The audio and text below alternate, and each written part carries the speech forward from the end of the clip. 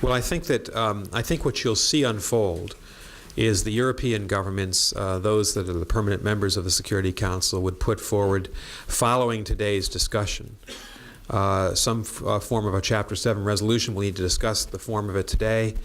And that resolution, I think, would probably ask Iran to suspend its nuclear activities.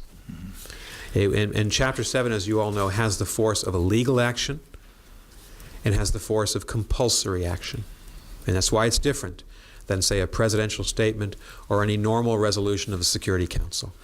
Any member of the United Nations is bound by the United Nations Charter to accept a Chapter 7 resolution and to abide by it. From Qatar. Qatar is on the Security Council right now, I think. How are they? Israel and the Palestinians.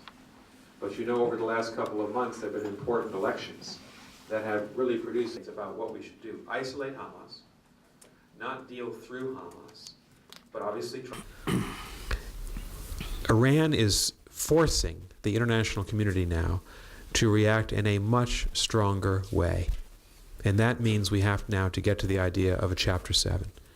And frankly, eventually, in this diplomatic process, the United States believes that sanctions are in order against the government of Iran.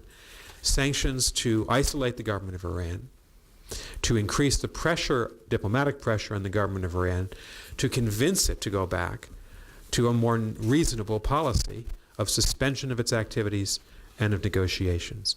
And it's very clear to us that there cannot be business as usual now with the government of Iran.